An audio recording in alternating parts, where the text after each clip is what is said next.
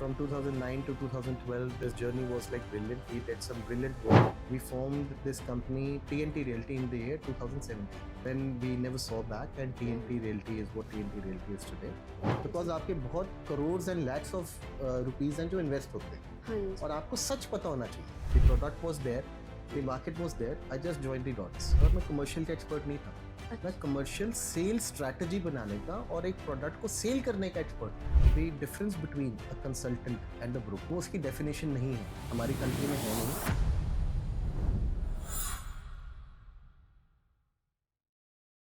Hi, welcome to the Truthland Show. This is Monushka Gera, working at TNT Realty in sales and marketing.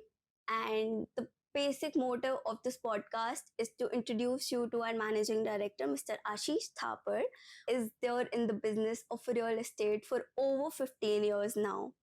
So this podcast is basically to bridge that knowledge gap a common man has and what a top real estate consultant in the market does, and how and why is the need of real estate consultant is there in the market for that common man to have that transparent transaction to buy or sell a real estate.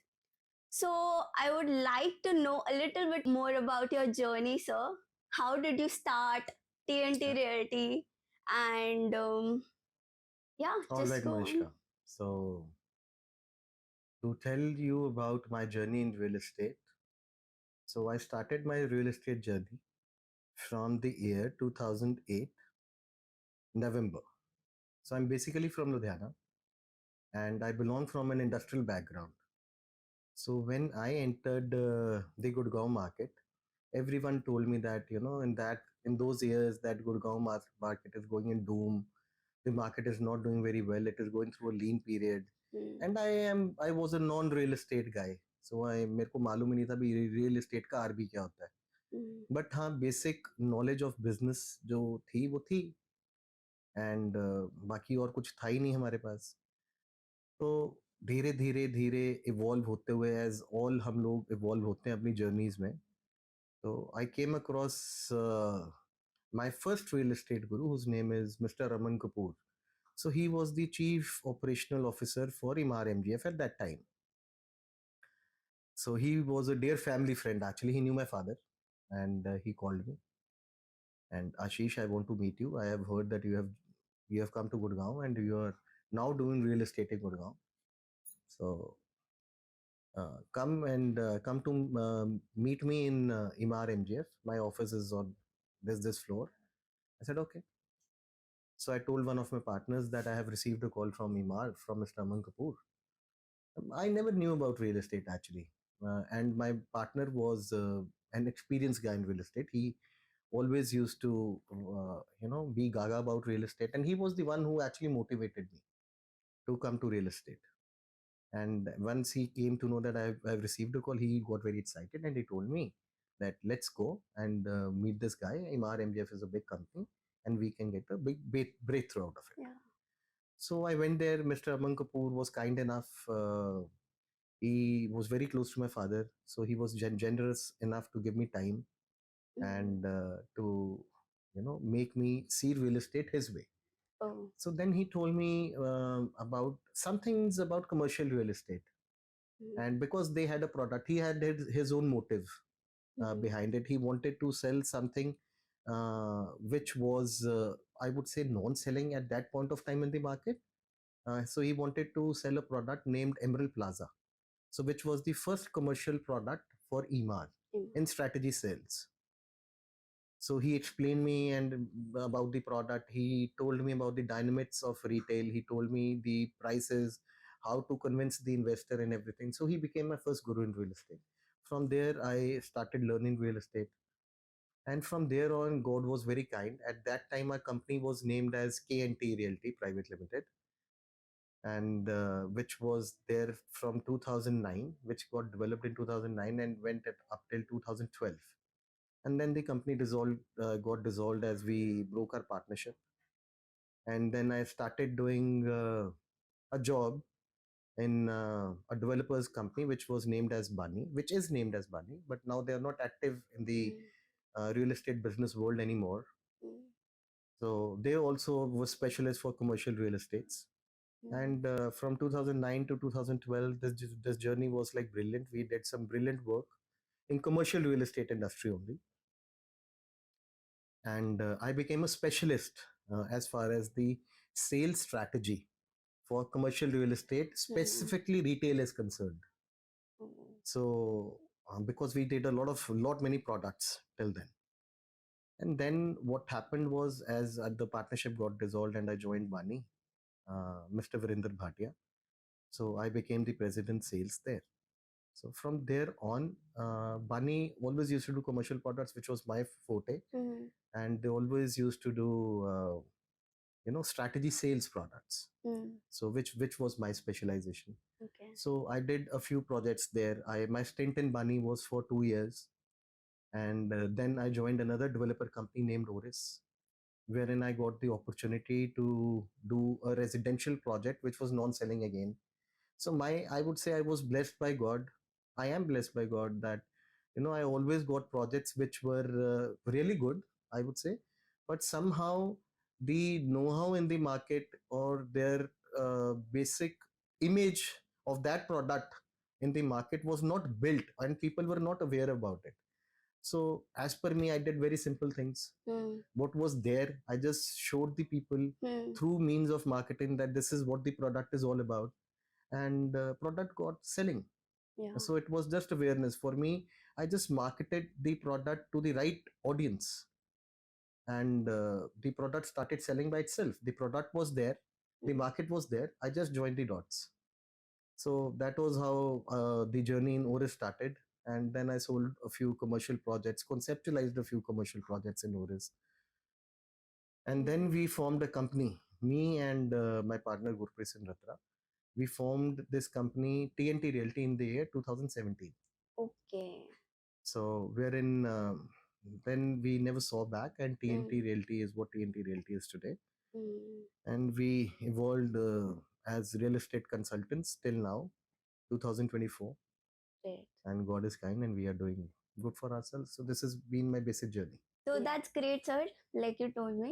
Yeah. Also, I have a question. Isme, like, how would you manage to find the right target audience? Because you said you did you marketed well. You were like in your industry, your forte was commercial, right? You Yeah. became a Yeah. specialist in commercial, so Yeah. you knew everything about your product. कि क्या है commercial, कौन खरीदेगा ये commercial. So you have that persona कि this is my buyer. So you would deal with that person only. आप सबको जाके तो नहीं commercial ना pitch करोगे ना उसको आप बताओगे उसके बारे में क्योंकि उसके लिए वो relevant ही नहीं है. So how did you identify at what point, I would say rather? सो मोनिष्का, ऐसा नहीं था जो आपने अभी बोला ना. हम्म, ये भी इमेज बंदे की बनते बनते बनती है हाँ जी. जब वो परफॉर्म करता है. तो मैं अपने घर से या अपने मदर के वूम से नहीं सीख के मेरी एक परसेप्शन बनी थी हम्म, कि कमर्शियल का ये एक्सपर्ट है, और मैं कमर्शियल का एक्सपर्ट नहीं था. मैं अच्छा. कमर्शियल सेल स्ट्रैटेजी बनाने का और एक प्रोडक्ट को सेल करने का एक्सपर्ट था. ओके. सो कमर्शियल एक बहुत साइंटिफिक सब्जेक्ट है. कमर्शियल में तो सबसे बड़ी चीज है उसके ऑपरेशंस. हम्म, तो अगर ऑपरेशंस हैं तो हम्म, कमर्शियल है. हम्म, ये at a very later stage में सीखा, क्योंकि मैं ओके. सेल स्ट्रैटेजी बनाने में तो बहुत अच्छा बन गया था, हम्म, बट मैं ऑपरेशंस में आई वाज, मतलब मेरे को that side of commercial I never knew about. मेरा एक्सपोजर ही नहीं था. हम्म, तो कमर्शियल मैंने आपको कमर्शियल बेच दिया. हम्म, वो कमर्शियल बेच के आपने क्या करना है? आपने उसको रेंट पे चढ़ाना है. हम्म, अगर वो कमर्शियल ऑपरेट ही नहीं हो सकता तो उसकी कैपिटल वैल्यू नहीं बनेगी. जी. तो वो कमर्शियल इज इन हार्ड सोर ऑन यू. सो हम्म, ये बाद में बहुत सारी गलतियां करके मेरे को ये रियलाइज हुआ कि कमर्शियल को अगर मैं ऑपरेशनल एंगल से नहीं देखूंगा, और अगर मैं उसका बेसिक कॉन्सेप्ट ही वैसा डेवलपर से तैयार नहीं करवाऊंगा एज अ कंसल्टेंट, तो ये मेरी गलती है. तो जिस बायर को मैं बेच रहा हूँ उसको, ठीक है ना, तो उसके लिए तो उसकी हार्ड अर्न मनी है of life which will go in when. So I learned the lessons very hard way. So now I can say that that I have evolved as a commercial operationalist also, and as a commercial sales strategist also. कि भी commercial को अगर आपने करना है, and उसको scientifically ही करना चाहिए. Sale sale sale sale commercially नहीं होती. कमर्शियल को चलाना वो चलता तभी है जब उसकी बेसिक प्लानिंग ऑपरेटर के एंगल से होगी. फिर आप उसको बेच लो. अच्छी चीज है, अगर आपके पास पैसे हैं तब आप उसको बनाओ, ऑपरेटर को लाओ और फिर रेंटेड प्रॉपर्टी बेचो. That is the best thing. अगर आपके पास पैसे नहीं है तो आप डेफिनेटली उसको ऑपरेटर एंगल से बनाओ, बेचो, बिल्डिंग को बनाओ, एंड ताकि ऑपरेटर उसको ऑपरेट कर सके और जो वहां पर कोई भी अपनी इन्वेस्टमेंट लगा रहा है उसको वो फ्रक्टिफाई हो सके, उसको उसका मतलब रिटर्न्स मिले. एब्सोल्युटली. कुछ भी रिटर्न मिले इन्वेस्टमेंट पे अपनी, चाहे वो ऑपरेट करके कमाए चाहे वो रेंटल यील्ड से कमाए. Absolutely correct. Absolutely. Great. So, as you said, you grew as in your journey as a consultant by पहले आपने सेल्स सीखा कि कैसे मार्केट को समझना है, कमर्शियल क्या है, अगर ऑपरेशनल नहीं है तो वो नहीं चलेगा, वो फ्लॉप है, इन्वेस्टर का भी पैसा खराब है, ऑपरेटर भी उससे कुछ खास रेवेन्यू नहीं कमा पा रहा. तो कमर्शियल का बेसिक पर्पस ही यही है, to bring in revenue, maximizing revenue, right? So अगर पर्पस ही सेटिस्फाइड नहीं हो रहा, that is like a waste of money, like burning money. Like तो आपने अपनी जर्नी में जो भी as a real estate consultant सीखा, तो आप ऑडियंस को एक पर्सपेक्टिव दे सकते हो कि एक रियल एस्टेट कंसल्टेंट और एक इंडिविजुअल ब्रोकर में एक बेसिक डिफरेंस क्या है? ऑलराइट. ये ना वर्ड बहुत अच्छा है. हर आदमी अपने आप को कंसल्टेंट, रियल एस्टेट में जो ब्रोकर है वो भी कंसल्टेंट बोलता है और जो कंसल्टेंट है वो भी कंसल्टेंट बोलता है. सो लाइन बहुत थिन है. पैसे तो दोनों आदमी कमाते हैं. हाँ जी. ब्रोकर भी कस्टमर के लिए कस्टमर को सेल करता है, कंसल्टेंट भी कस्टमर को सेल करता है. मैं इसका ना बड़े फाइन एग्जांपल्स देता हूँ आपको. एक डॉक्टर क्या है? Who is a doctor? Doctor is a consultant. उसको बहुत रिस्पेक्ट मिलती है हमारी सोसाइटी में. ठीक है, क्यों? क्योंकि उसको डॉक्टर बनने के लिए क्या करना पड़ा? Study, years of experience. तो बाद में मिला उसको, पहले उसको डिग्री लेनी पड़ी. चाहे वो बीडीएस की डिग्री लेनी पड़ी, चाहे वो एमबीबीएस की डिग्री लेनी पड़ी, वो डॉक्टर उसके आगे लगने से पहले. ठीक है ना? एक एडवोकेट क्या है? उसको भी डिग्री लेनी पड़ी, पढ़ाई करनी पड़ी. एक आर्किटेक्ट क्या है? कंसल्टेंट है. ये सब कंसल्टेंट्स हैं, बट उनको भी पढ़ाई करके डिग्री लेनी पड़ी. तो उनको एज अ कंसल्टेंट देखा गया. In our country real estate consultant बनने के लिए कोई डिग्री है ही नहीं. आज मोनिष्का ने रियल एस्टेट कंसल्टेंट बनना है तो वो अपने आगे बोल दी I am a real estate consultant, but you don't have a degree for it. So anyone can say that you know we are real estate consultants. So there is, अगर हम सोसाइटी को देखें और अपने एजुकेशन पैटर्न को देखें तो कोई डिफरेंस ही नहीं है. हम डिफरेंस मार्क ही नहीं कर सकते. तो जो हमारा कस्टमर है या जो हमारी दुनिया है या जो हमारी सोसाइटी है जो उसको देख रही है, उनके लिए एक ब्रोकर और एक कंसल्टेंट सेम है. बिकॉज कंसल्टेंट के लिए कोई पढ़ाई या किसी डिग्री की जरूरत ही नहीं है जी. और ना ब्रोकर बनने के लिए. और ये ट्रेड ऐसा ट्रेड है कि भी इसमें आपको, हम अपनी नॉलेज बेचते हैं, हम अपनी अवेयरनेस बेचते हैं. दूसरे डेवलपर का प्रोडक्ट बेचने के लिए हमको पैसे नहीं चाहिए.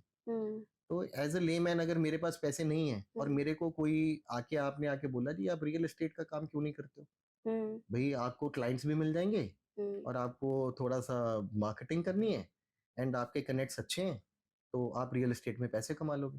तो मेरे को रियल एस्टेट का काम करने के लिए कोई कैपिटल भी नहीं चाहिए जी. और मैं रियल एस्टेट का काम भी कर लूंगा. है ना? तो बहुत सारे लोग रियल एस्टेट में इन्वॉल्व हैं, जो कि बहुत अच्छी चीज है. It is not a bad thing.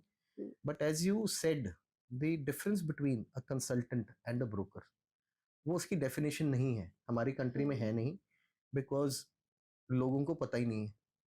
पता क्यों नहीं है? क्योंकि हमारे कंट्री का सिस्टम ही नहीं है. हम एक कंसल्टेंट बनने के लिए डिग्री नहीं चाहिए. रेरा आ गया, एक रेगुलेटरी बॉडी है जिसने आके बोल दिया कि अभी फीस जमा करो और आपको हमने, मतलब आप एक सर्टिफाइड रेरा एजेंट बन गए. ठीक है, मगर उसमें भी कोई, मतलब कोई भी कर सकता है. आपको फीस ही तो भरनी है रेरा पे, and you can become a RERA approved agent.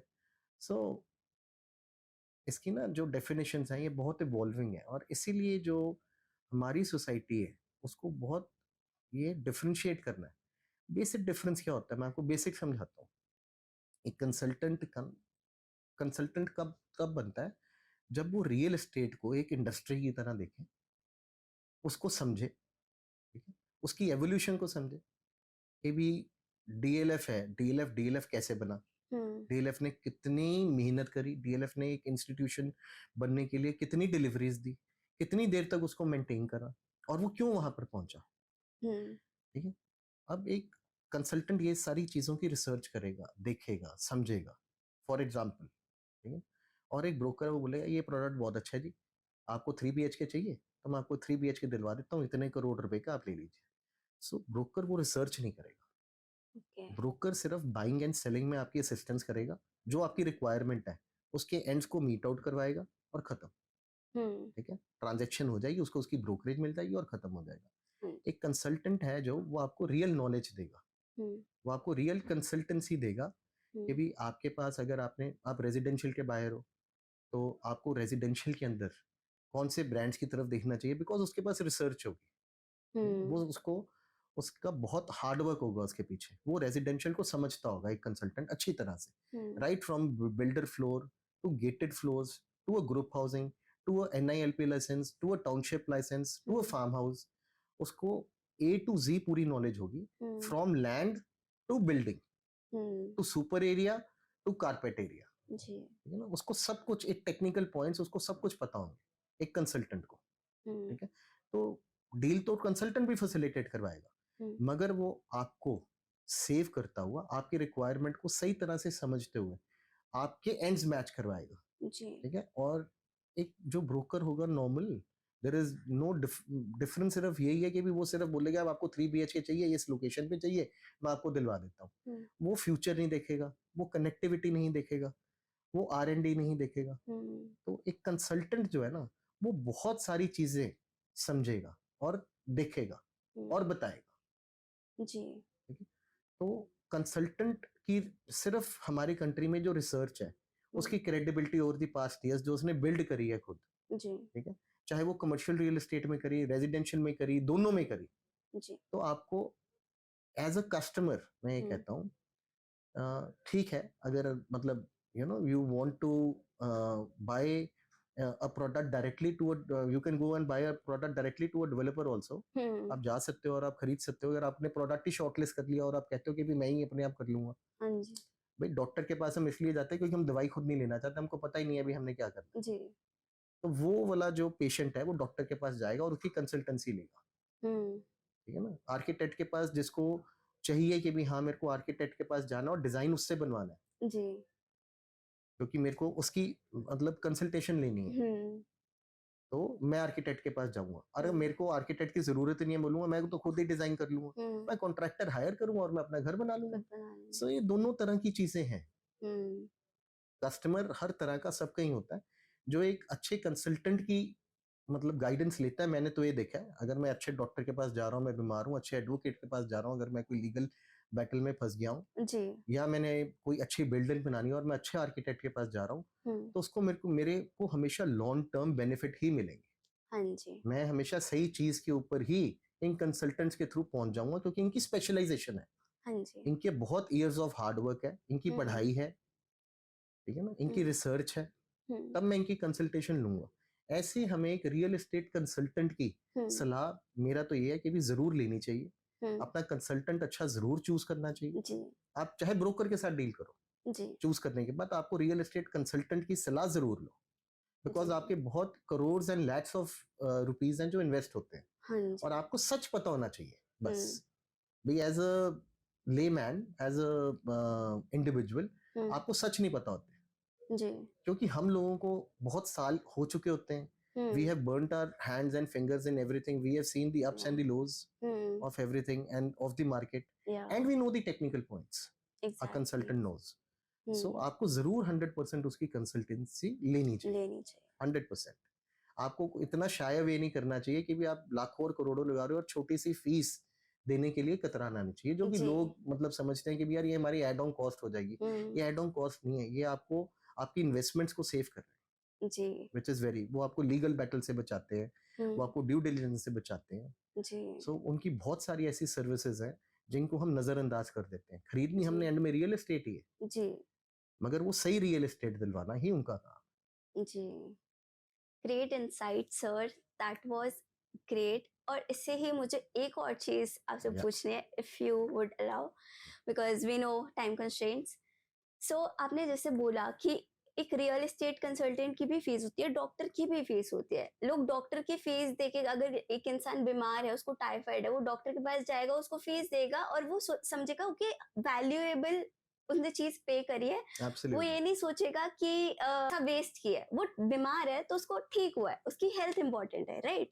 Similarly अगर एक इन्वेस्टर है और उसको अगर पैसे अपने लगाने हैं मार्केट में, तो एक सही रियल एस्टेट कंसल्टेंट की अगर वो नॉलेज और एक्सपर्टीज के लिए वो स्मॉल फीस एक रियल एस्टेट कंसल्टेंट के साथ बैठ के बात करके, जो रियल एस्टेट कंसल्टेंट चार्ज करते हैं, तो वो एज ए नेगेटिव लिया जाता है इन मार्केट कि मैं रियल एस्टेट कंसल्टेंट को भी पैसे दूं, फिर मैं ब्रोकर को भी पैसे दूं, फिर वहां से भी पैसे कट रहे, फिर वहां से भी पैसे कट रहे. तो एक ट्रांसपेरेंसी के लिए कि मतलब अगर एक डील हो रही है कि उसमें एक रियल एस्टेट कंसल्टेंट इन्वॉल्व है, उसमें एक ब्रोकर इन्वॉल्व है और उसमें एक बायर इन्वॉल्व है, तो एक कंसल्टेंट की फीस और एक ब्रोकरेज में बेसिक डिफरेंस क्या रहेगा? See, As a consultant consultant. fees, if you're not buying a property through a consultant, hmm. so definitely उसकी brokerage तो consultant को मिलनी ही नहीं है, हाँ वो तो जी. broker को मिलनी है. हाँ जी. अगर consultant ही broker है तो brokerage मिलेगी, हाँ तो जी. उसकी जो consultancy fees है वो waive off हो जाएगी. तो वेव ऑफ हो जाएगी. है ना? ओके. एंड अगर वो ब्रोकर के थ्रू प्रॉपर्टी खरीद रहा है और हम्म. कंसल्टेंसी से सिर्फ कंसल्टेंसी मतलब ले रहा है, एज ए कंसल्टेंट उसको हायर कर रहा है, हम्म. तो उसकी depending upon the ticket size okay. Of his investment, of his home और कमर्शियल प्रॉपर्टी, हम्म. वो बहुत ज़्यादा नहीं होती है. हम्म. वो एक ट्रांजेक्शन की 20% होती है. ओके. मतलब जो ब्रोकरेज है उसकी 20% होती है. ओके. ओके. सपोज आपने 10 करोड़ हम्म. रुपीस की प्रॉपर्टी खरीदी, हाँ जी. तो 10 करोड़ का normal brokerage is 1% hmm. That you will get. ठीक हम्म. है ना? 1% हो गया 10 करोड़ रुपए का 10 लाख हो 10. गया. ठीक है, तो आपने सिर्फ 20% 10 लाख रुपए का अपने कंसल्टेंट को देना है, That is which is 2 nothing. lakhs. Hmm. Which is nothing. Nothing. तो इसमें अगर आप देखें कि भी आपकी इन्वेस्टमेंट सही भी हो गई, आप लीगल बैटल से भी बच गए, आपको जी. गाइडेंस भी सही मिल गई, जी. आपको अपने ब्रोकर के थ्रू बेस्ट प्राइस भी मिल गई. जी. So you will meet all your ends. और एग्जैक्टली. एक अच्छे कंसल्टेंट को हायर करके आप हमेशा लॉन्ग टर्म बेनिफिट्स में जाएंगे. जी. ये So that is great. So great insights, and these are just the beginnings, and this is just the starting. We understood about what is the basic difference between a real estate consultant and broker, कि क्या brokerage होती है, क्या real estate consultant की fees होती है. Doctor की fees देने में लोग नहीं इतना सोचते कि right, and real estate consultant भी they are in the market for the people. So we are here like TNT Realty. इसका full form is Trust and Transparency Realty. So we are here to build trust and transparency among the real estate sector, because we all know अभी ये काफी unorganized sector था. After RERA, after certain policies, after certain regulations, it is becoming organized now, and certain things that people used to like get under, like get bad decisions made in their real estate journey. So वो चीजें काफी कम हो गई after RERA, after real estate consultants like mister Ashish Thapar, because वो अपने years of experience लेकर आ रहे हैं. तो ये कंपनी भी इसी थॉट से बनाई गई है कि ट्रांसपेरेंसी रहे ट्रांजैक्शन में, जो एक कंसल्टेंट और एक एंड बायर के बीच में होता है. So great to have you mister Ashish Thapar, and will see you in the next episode of the truth land show, and bye bye.